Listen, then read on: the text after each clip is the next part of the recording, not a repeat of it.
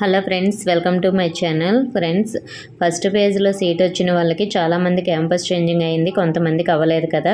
అటువంటి వాళ్ళకి మళ్ళీ చేంజ్ అయ్యే అవకాశం ఉందా లేదా అనే దాని గురించి, అలాగే సెకండ్ పేజ్ సీట్ వచ్చిన వాళ్ళకి మళ్ళీ క్యాంపస్ చేంజింగ్ అయ్యే ఛాన్స్ ఉందా లేదా అనే దాని గురించి ఈ వీడియోలో తెలుసుకుందాం. వీడియోని అయితే అక్కడే స్కిప్ చేయకుండా వినండి. అలాగే మనకి చాలామంది థర్డ్ పేజ్ ఉంటుందా లేదా అని అడుగుతున్నారు కదా. ఫ్రెండ్స్, మనకి థర్డ్ పేజ్ అనేది ఖచ్చితంగా ఉంటుంది. మనకి సెకండ్ పేజ్ కౌన్సిలింగ్ అయిపోయిన తర్వాత మనకి ఎన్ని సీట్స్ మిగిలాయో చూసుకొని అవి థర్డ్ పేజ్లో ఫిల్ చేస్తారు. సో మరి నెక్స్ట్ మనకి క్యాంపస్ చేంజింగ్ అనేది ఫస్ట్ పేజ్ వాళ్ళకి అవ్వకపోతే సెకండ్ పేజ్లో మనకి ఏమైనా ఆప్షన్ ఇస్తారా అంటే, ఫ్రెండ్స్ మనకి 9వ తేదీన కౌన్సిలింగ్ ఉంది కదా.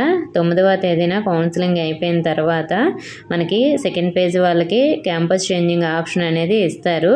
అప్పుడే ఫస్ట్ పేజ్ వాళ్ళకు కూడా మళ్ళీ పెట్టుకునే ఛాన్స్ ఉంటుంది. అది ఎవరికి ఉంటుందంటే, ఫస్ట్ పేజ్లో ఎవరికైతే క్యాంపస్ చేంజ్ అవ్వలేదో అటువంటి వారు మళ్ళీ అప్లై చేసుకోవచ్చు. సెకండ్ పేజ్లో సీట్ వచ్చిన వాళ్ళు కూడా అప్లై చేసుకోవచ్చు. అప్పుడు ఆప్షన్ అయితే ఇస్తారు.